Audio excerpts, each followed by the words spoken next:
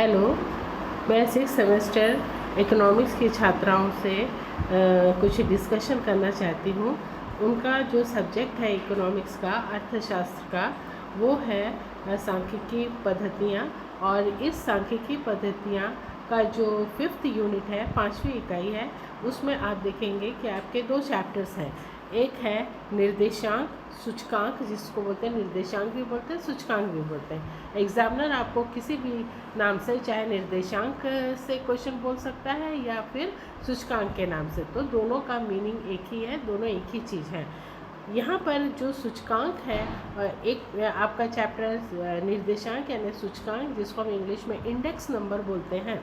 इसके बाद जो दूसरा पेपर है, दूसरा जो चैप्टर है, वो है काल श्रेणी, जिसको इंग्लिश में टाइम सीरीज़ कहते हैं। आज मैं आप लोगों को कुछ जो थ्योरी है वो आप लोगों को के साथ डिस्कस करना चाहती हूँ, वो आप लोगों को मैं समझाना चाहती हूँ, जो कि बहुत संक्षेप में होगा, जो कि बहुत ब्रीफ में होगा। ठीक है, तो सबसे पहले आप अपने बुक भी खोल करके देख सकते हैं। सबसे पहले मैं जो निर्देशांक है उसका अर्थ, उसकी जो डेफिनेशन है, डेफिनेशन आप बुक से पढ़ लीजिएगा, और फिर उसकी क्या विशेषताएं हैं और उसके क्या उपयोग हैं, यानी उसकी क्या यूजेस हैं, इंडेक्स नंबर के क्या कैरेक्टरिस्टिक्स हैं, मीनिंग क्या है उसका, और जब हम इंडेक्स नंबर कंस्ट्रक्ट करते हैं, इंडेक्स नंबर का सूचकांक का निर्माण करते हैं, तो क्या समस्याएं आती हैं, इन सारी चीज़ों के बारे में मैं आपको संक्षेप में बताऊंगी। सबसे पहले हम लोग देखते हैं कि सूचकांक क्या है। What is index number? सूचकांक एक विशेष प्रकार का माध्य है जो समय, स्थान अथवा अन्य विशेषताओं के आधार पर किसी चर मूल्य अथवा संबंधित चर मूल्यों के समूह में होने वाले परिवर्तनों की माप करता है। यानी ये चेंजेस को बताता है, जो भी चेंजेस होता है कोई वेरिएबल के वैल्यूज़ में, या जो एक चर से संबंधित जो अन्य चर हैं उनके वैल्यूज़ में जो चेंजेस होता है, उनके मूल्यों में जो चेंजेस होता है, जो परिवर्तन होता है, उसको मापा जाता है निर्देशांक से। उसको मापने के लिए हम निर्देशांक का यूज़ करते हैं। तो ये एक कहना चाहिए एक प्रकार का मीन है, ये एक प्रकार का माध्य है।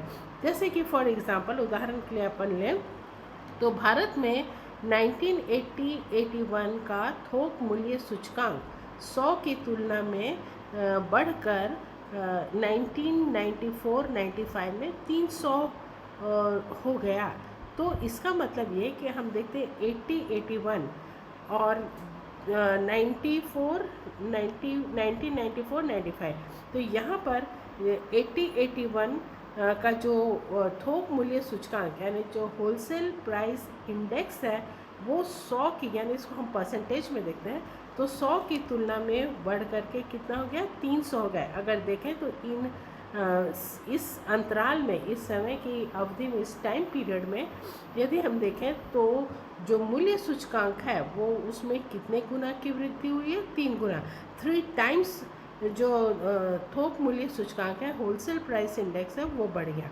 एक चीज़ ध्यान रखिएगा, जब भी हम निर्देशांक पढ़ते हैं या इंडेक्स नंबर पढ़ते हैं, तो जो उसमें पिछला जो पुराना वर्ष होता है उसको हम बेस ईयर मानते हैं या उसको हम आधार वर्ष मानते हैं, और जो नया जो रहता है उसको हम चालू वर्ष या करंट ईयर मानते हैं।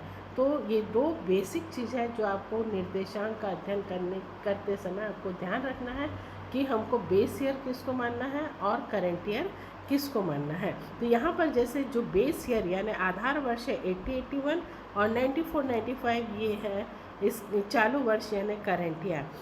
तो इस प्रकार आपने देखा ये सूचकांक का अर्थ है, जो एक तरह से माध्य है और जो चर मूल्यों में जो परिवर्तन, जो चेंजेस होता है, उसको हम मेज़र करने के लिए इसका प्रयोग करते हैं।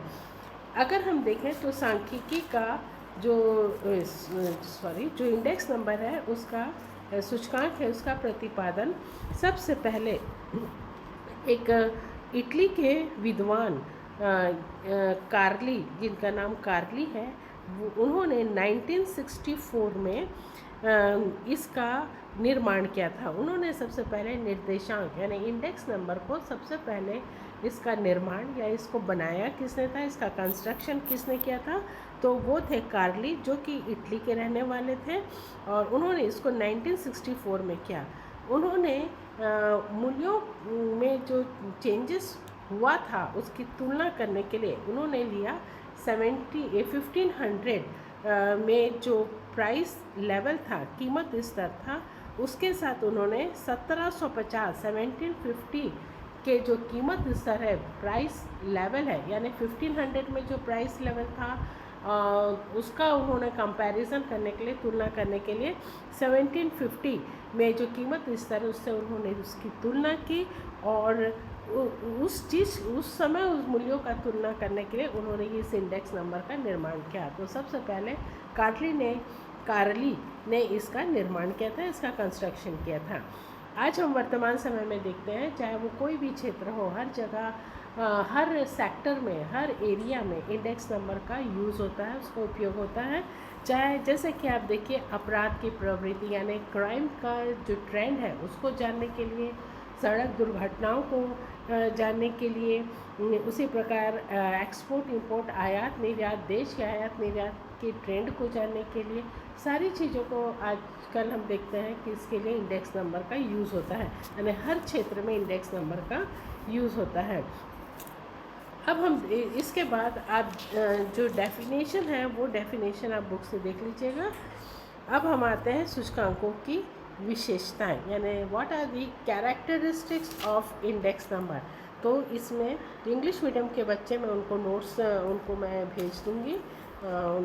अभी मैं आप लोगों को समझाती हूँ कि जो इसकी विशेषताएं हैं, इसकी जो कैरेक्टरिस्टिक्स है। पहला है कि ये संख्यात्मक अभिव्यक्ति, यानी निर्देशांक को हम संख्या में व्यक्त करते हैं, बताते हैं, यानी जो परिवर्तन है उसको शब्दों में ना करके, उसको वर्ड्स में ना कह के, उसको फिगर्स में, संख्या में हम उसको बताते हैं। जैसे मूल्य में वृद्धि हो गई है, मांग में कमी, यानी प्राइस इंक्रीज हो रहा है, डिमांड डिक्रीज हो रहा है। तो ये जो चीज़ें हैं इसको हमको बोलकर शब्दों में नहीं बताना है, इसको हमको संख्या में बताना है। तो जैसे मान लीजिए कि उपभोक्ता मूल्य सूचकांक 143 हो गया है, तो इसका तात्पर्य है, इसका मतलब है कि प्राइस यानी मूल्य में 43% की, यानी मान लीजिए कंज्यूमर प्राइस इंडेक्स ये 143 हो गया अगर हम कहते हैं, तो इसका मतलब है कि वो 100, हम उसको मानते हैं 100 से उसकी तुलना करते हैं, कंपेयर करते हैं, तो वो कितना परसेंट चेंज हुआ है, 43। तो इस तरह जब हम उसको संख्या के रूप में, परसेंटेज के रूप में हम इंडेक्स नंबर को से बताते हैं जो भी चेंजेस है। दूसरा है परिवर्तन का सापेक्ष माप।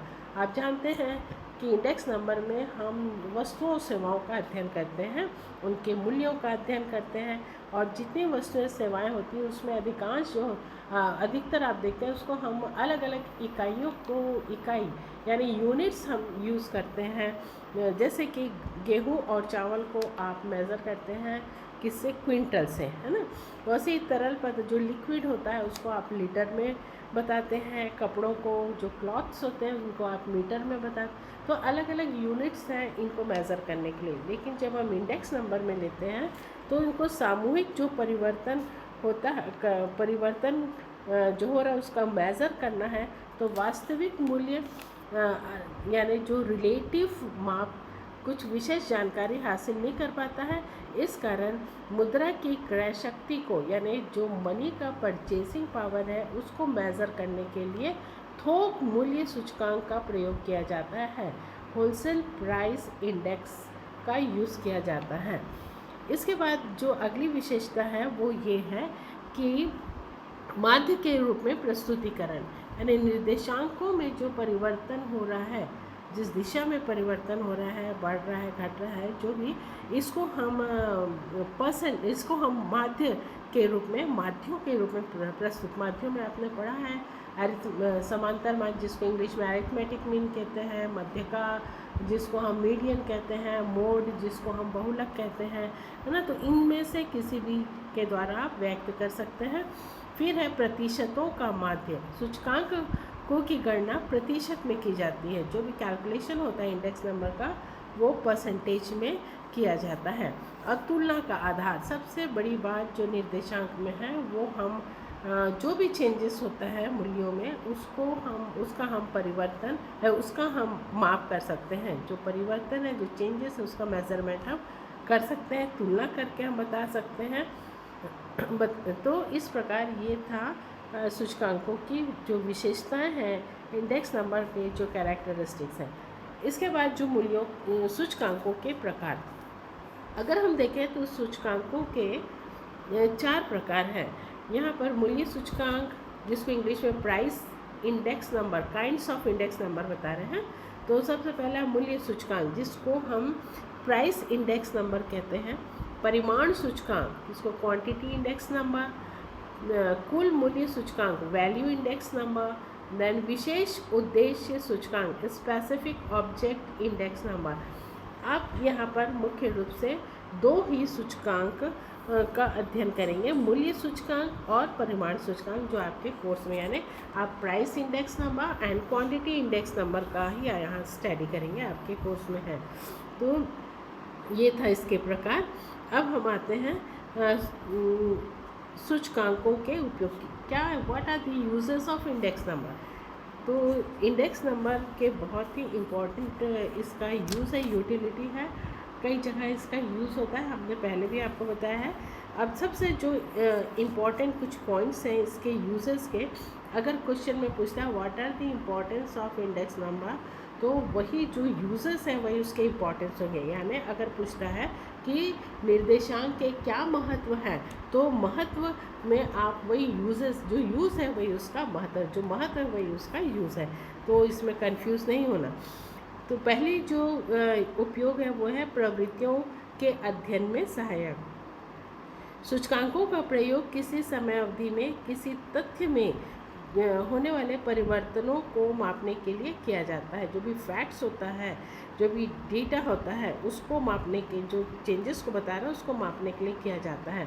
इसकी सहायता से ये देखा जाता है कि एक निश्चित समय अवधि में, एक टाइम पीरियड में, जैसे हमको जानना है आयात निर्यात की प्रवृत्ति क्या है देश में, ट्रेंड क्या है एक्सपोर्ट इंपोर्ट का, वैसे ही देश के भुगतान संतुलन की क्या स्थिति है, बैलेंस ऑफ पेमेंट क्या है देश का, तो या औद्योगिक इंडस्ट्रियल प्रोडक्शन का क्या हाल है। तो इन सारी चीज़ों को जानने के लिए जो ट्रेंड्स होते हैं, उन ट्रेंड्स को, प्रवृत्तियों को जानने के लिए ये बहुत ही हेल्पफुल है इंडेक्स नंबर। दूसरा है उचित नीति निर्धारण में, यानी जो इंडेक्स, जो सूचकांक है वो आर्थिक और व्यावसायिक घटनाओं की प्रवृत्तियों का अध्ययन करने में सहायक, जो भी बिजनेस से रिलेटेड है, जो भी इकोनॉमी से रिलेटेड है, उनके अध्ययन में, में ये सहायक है। अगर हम देखें, इन प्रवृत्तियों के आधार पर फिर पॉलिसीज बनाई जाती है। आप जानते होंगे कि सरकार जीवन स्तर, यानी लिविंग स्टैंडर्ड इंडेक्स नंबर, जीवन स्तर के सूचकांक, या जिसको हम उपभोक्ता मूल्य सूचकांक यानी कंज्यूमर प्राइस इंडेक्स कहते हैं, के आधार, उसी के बेस पर जो सरकार है, जो गवर्नमेंट है, वो अपने कर्मचारियों के लिए महंगाई भत्ता निर्धारित करती है, डियरनेस अलाउंस निर्धारित करती है। इसके बाद जो अगली इसका उपयोग है वो है मुद्रा की क्रय शक्ति को। जैसे कि हमने आपको बताया कि मुद्रा की क्रय शक्ति को मेज़र करने में हेल्पफुल होता है। फिर अगर देश में मुद्रास्फीति है कि मुद्रा संकुचन है, इनको भी जानने में ये इंडेक्स नंबर हेल्पफुल है। फिर जो सबसे इम्पॉर्टेंट है वो है सूचकांक आर्थिक बैरोमीटर के रूप में कार्य करते हैं। आर्थिक barometer, index number acts as an economic barometer. ये जो बैरोमीटर है, ये कहना चाहिए जो वायु दबाव होता है, एटमॉस्फेरिक प्रेशर को मापने के लिए ये बैरोमीटर यूज़ किया जाता है, उसका प्रयोग मापने के लिए प्रयोग करते हैं। ठीक वैसे ही जो इकोनॉमिक कंडीशंस है देश की, इकोनॉमिक स्थिति जो है, आर्थिक स्थिति जो देश की है, उसको मेज़र करने के लिए व्यावसायिक हो या आर्थिक हो, इन दबावों को, इन प्रेशर्स को मेज़र करने के लिए इंडेक्स नंबर को यूज़ किया जाता है। इसके बाद आते हैं हम सूचकांकों के निर्माण की। जब हम कंस्ट्रक्ट करते हैं इंडेक्स नंबर, जब सूचकांक बनाते हैं, तो क्या समस्याएं आती हैं? ये देखा जाता है कि जब निर्देशांक बनाते हैं तो बहुत सी समस्याएं आती हैं, जिसमें सबसे पहला है सूचकांकों के उद्देश्य को परिभाषित करना। इंग्लिश में भी है इसमें determination and definition of the purpose, यानी आपका उद्देश्य क्या है। सबसे पहले आपको अपना उद्देश्य क्लियर करना है।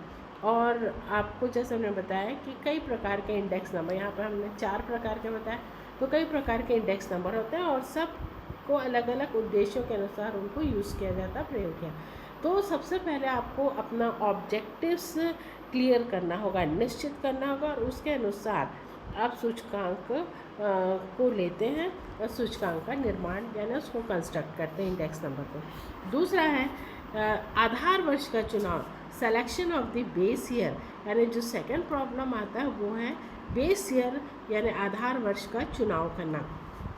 तो ये कहा गया है कि आधार वर्ष का चुनाव करने के लिए कुछ बातों को हमको ध्यान में रखना होगा, और वो जो पॉइंट्स है जो हमको रिमेंबर रखना है, ध्यान में रखना है, आधार वर्ष हम किसको माने, तो इसके लिए कुछ पॉइंट्स हैं। सबसे पहला है आधार वर्ष एक ऐसा वर्ष होना चाहिए जो सामान्य वर्ष हो, यानी एक नॉर्मल ईयर को लेना चाहिए, नॉर्मल ईयर को लेना चाहिए। नॉर्मल ईयर का सामान्य वर्ष का मतलब होता है कि एक ऐसा वर्ष जिसमें प्राइस में या मूल्यों में, जिसको बोलते हैं, ज़्यादा उतार चढ़ाव ना हो रहा हो, यानी ना तो कीमत बहुत ज़्यादा बढ़ रही या घट रही है, ऐसा नहीं होना चाहिए उस ईयर में जिस ईयर को आप बेस ईयर लेते हैं। जैसे मुद्रास्फीति के समय हम देखते हैं, या अकाल होता है तो हम देखते हैं कि कीमत एकदम बढ़ जाती है वस्तुओं की, ना युद्ध का समय होता है, मुद्रा संकुचन में कीमतें एकदम घट जाती। तो एक ऐसा ईयर का चुनाव करना है जिसमें ज़्यादा फ्लक्चुएशंस यानी ज़्यादा उतार चढ़ाव प्राइस में या मूल्यों में ना हो। फिर हम आते हैं जो दूसरा चीज़ है आधार वर्ष के लिए, वो है कि आधार वर्ष बहुत ज़्यादा भूतकाल से संबंधित यानी बहुत ज़्यादा पुराना नहीं होना चाहिए, ये ध्यान रखना है। तीसरी बात जो ध्यान रखनी है वो है स्थिर आधार वर्ष या श्रृंखला आधार वर्ष। आधार वर्ष आप दो तरह का देखेंगे, एक होता है स्थिर आधार वर्ष जिसको हम इंग्लिश में फिक्स्ड बेस ईयर कहते हैं, और दूसरा है श्रृंखला आधार वर्ष, चेन बेस ईयर, है ना। इसमें जो स्थिर आधार वर्ष होता है उसमें किसी एक वर्ष को स्थिर मान लिया जाता है और बाकी वर्ष को चालू वर्ष माना जाता है ना। जैसे मान लीजिए स्थिर आधार वर्ष के लिए बता रहे हैं कि मान लीजिए कि 1970, 71, 1972, 73, 74 ये हमने लिया है, ठीक है। तो क्वेश्चन में बोलता है या आपसे ये है कि 1970 को आपको स्थिर आधार वर्ष मानना, स्थिर आधार वर्ष मानना, फिक्स्ड बेस ईयर किसको बनना है 1970 को।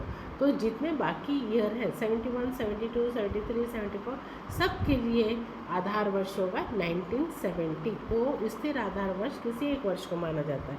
श्रृंखला आधार वर्ष जो होता है वो नए वर्ष के लिए पुराना, फिर उसके लिए जस्ट बाद वाला, इस तरह से रिपीट। जैसे 1971 के लिए आधार वर्ष होगा 1970, 72 के लिए 71 आधार वर्ष होगा, बेस ईयर होगा, 73 के लिए 72, 74 के लिए 73 बेस ईयर होगा। तो इस प्रकार आप इसको बोलते हैं चेन बेस ईयर। तो दो तरह का है, उसमें से आपको चुनाव करना है कि आपको कौन सा ले रहे हैं, स्थिर आधार वर्ष है कि श्रृंखला आधार वर्ष है।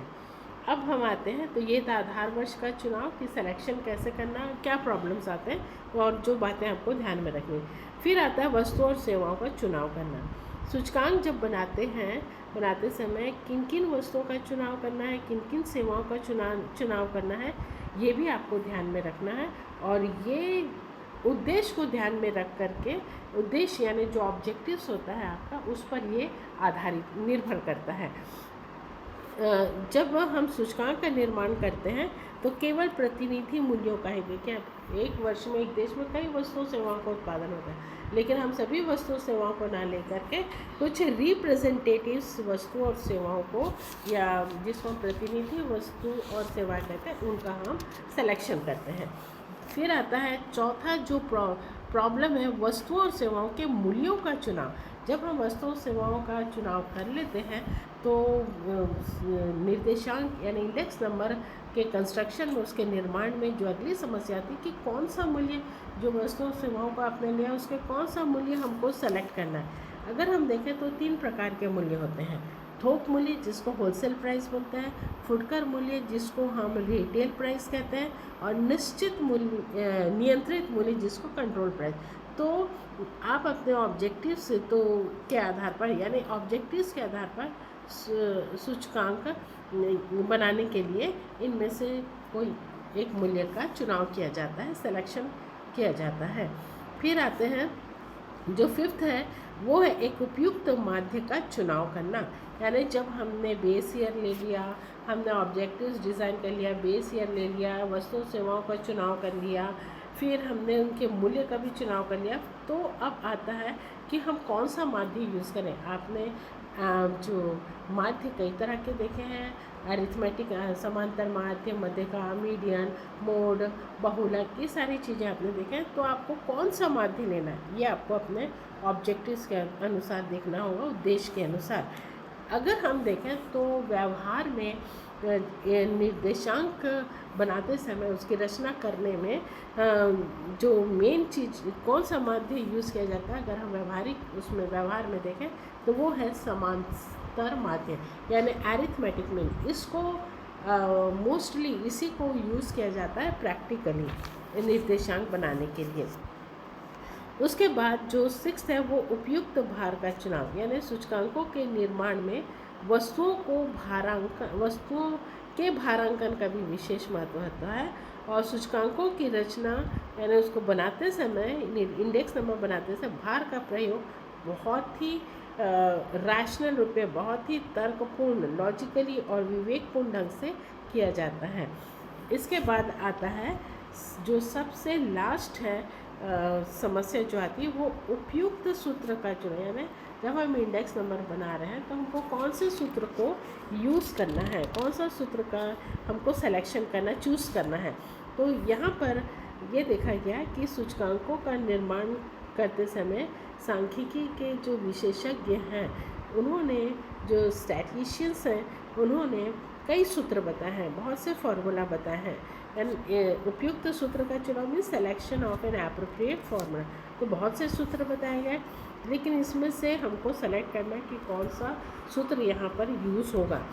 प्रोफेसर इरविंग फिशर ने 100 से अधिक सूत्रों की जांच करके एक आदर्श सूत्र का निर्माण किया।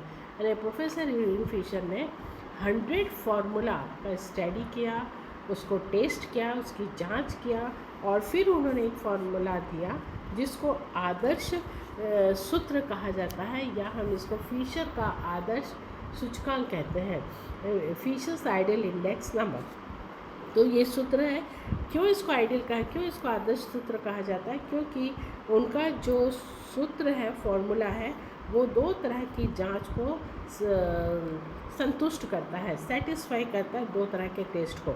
वो है समय उत्क्राम्यता परीक्षण और दूसरा है तत्व उत्क्राम्यता परीक्षण। यानी जो फिशर का ने जो एक फार्मूला दिया है, 100 फार्मूला का स्टडी करने के बाद जो उन्होंने एक फार्मूला दिया है जिसको हम आइडियल फार्मूला बोलते हैं, आदर्श सूत्र कहते हैं, उसको जांच करने के लिए 2 टेस्ट है ना, जिसको हम समय उत्क्राम्यता परीक्षण, इंग्लिश में बोलते हैं टाइम रिवर्सल टेस्ट, और तत्व उत्क्राम्यता परीक्षण जिसको हम फैक्टर रिवर्सल टेस्ट कहते हैं। तो दोनों को संतुष्ट करता है, इसलिए उसको आदर्श सूत्र माना जाता है। इसके बाद हम आते हैं सूचकांकों के निर्माण की विधियाँ, यानी क्या क्या मैथड्स, कैसे हम उसका निर्माण करते हैं, तो कौन से मैथड्स हम लेते हैं। तो ये देखा गया सूचकांकों के निर्माण के बहुत सी विधियाँ हैं, और उसके विधियों को समझने के लिए हम उसको, ये देखा जाता है उसको 2 वर्गों में बांटा गया, 2 पार्ट्स में उसको डिवाइड किया। एक होता है, जैसे मैं आपको पेपर में दिखाती हूँ, ये पेपर में देखिएगा आप कि ये इंडेक्स, ये है सूचकांक, है ना, जिसको हम निर्देशांक भी बोलते हैं, इंग्लिश में इसको हम इंडेक्स नंबर कहते हैं। ठीक है, इसको 2 इसके जो मेज़र करने की विधि है उसको हम दो भागों में बांटते हैं। एक है ये अभारित सूचकांक जिसको इंग्लिश में अनवेटेड इंडेक्स नंबर बोलते हैं, और दूसरा है भारित निर्देशांक जिसको वेटेड इंडेक्स नंबर बोलते हैं। अनवेटेड इंडेक्स नंबर, वेटेड, अभारित सूचकांक और भारित सूचकांक। अब ये जो भारित सूचकांक अभारित सूचकांक है, ये अभारित सूचकांक दो मेथड है। इसके अंदर हम दो मेथड देखेंगे। एक है सरल समूही विधि जिसको इंग्लिश में बोलते हैं सिंपल एग्रीगेटिव मेथड, और दूसरा है मूल्यानुपात सरल रीति जिसको बोलते हैं simple average of price relative method. यानी दो मेथड है, सरल समूही विधि सिंपल एग्रीगेटिव मेथड, और जिसको सिंपल वे पे देखें तो सिंपल प्राइस रिलेटिव मेथड, मूल्यानुपात सरल रीति। तो अभारित सूचकांक निकालने के ये दो मेथड्स हैं। अब हम देखते हैं जो भारित सूचकांक है उसको निकालने के भी हम देखें तो दो मेथड्स हैं। पहला है भारांकित समूही सूचकांक, वेटेड एग्रीगेटिव मेथड, और दूसरा है अभारांकित मूल्यानुपात सूचकांक। अभारांकित भारांकित मूल्यानुपात सूचकांक, भारांकित समूही सूचकांक और भारांकित मूल्यानुपात सूचकांक। इसको इंग्लिश में वेटेड रिलेटिव मेथड बोलते हैं। तो जो भारित सूचकांक है उसको भी दो मेथड है निकालने के, लेकिन जो अभारित सूचकांक है वो दो मेथड, उसके और सब डिवीज़न नहीं है। लेकिन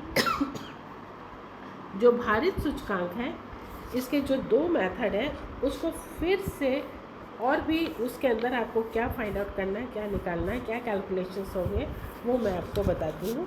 जो भारित सूचकांक है उसमें जो पहला मेथड है वो है भारांकित समूही सूचकांक, वेटेड एग्रीगेटिव मेथड। ठीक है, इसके लिए देखो यहाँ पे एरो मार्क है, ये एरो मार्क से आप आते हैं।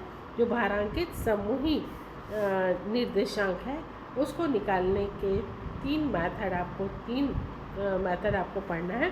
एक है लास्पेयर की विधि, लास्पेयर्स मेथड जिसको बोलते हैं इंग्लिश में, और पाश्चे विधि जिसको पाश्चेस मेथड बोलते हैं, और फिर फिशर का आदर्श निर्देशांक जिसको फिशर्स आइडियल इंडेक्स नंबर। तो ये भारांकित समूही निर्देशांक के लिए आप तीन चीज़ को आप पढ़ेंगे तीनों। ठीक है, फिशर का जो आदर्श निर्देशांक है, फिशर का आइडियल इंडेक्स नंबर, इसके अंतर्गत दो परीक्षण आते हैं। एक होता है समय उत्क्रामिता परीक्षण, टाइम रिवर्सल टेस्ट, और फैक्टर रिवर्सल यानी तत्व उत्क्रामिता। ये दोनों आएंगे फिशर के आदर्श निर्देशांक के अंतर्गत। और जो सेकंड है भारांकित, ये केवल एक ही है भारांकित मूल्य, इसके और कोई सब डिवीज़न नहीं है। लास्ट में आप पढ़ेंगे उपभोक्ता मूल्य सूचकांक कैसे कैलकुलेट करते हैं, जिसको हम जीवन निर्वाह व्यय निर्देशांक भी कहते हैं। देखो यहाँ पे लिखा हुआ है ना, उपभोक्ता मूल्य सूचकांक, या इसको हम बोलते हैं जीवन निर्वाह व्यय निर्देशांक। इसको इंग्लिश बोलते हैं कंज्यूमर प्राइस इंडेक्स या कॉस्ट ऑफ लिविंग इंडेक्स। तो इतना आपको कैलकुलेशन है, ये सारे मैं आपको एक आउटलाइन कि आपको क्या क्या कैलकुलेशन करना है और कितने चीज़ आपको पढ़ने इंडेक्स नंबर में, ये मैंने आपको ये रफ में एक देख लीजिए एक बार कि इतना चीज़ आपको पढ़ना है। ठीक है, इतना कैलकुलेशंस आपको करना है। ठीक, अब बाद में आप लोग को जो मेथड है वो नेक्स्ट टाइम मैं बताती हूँ। ठीक है, थैंक यू।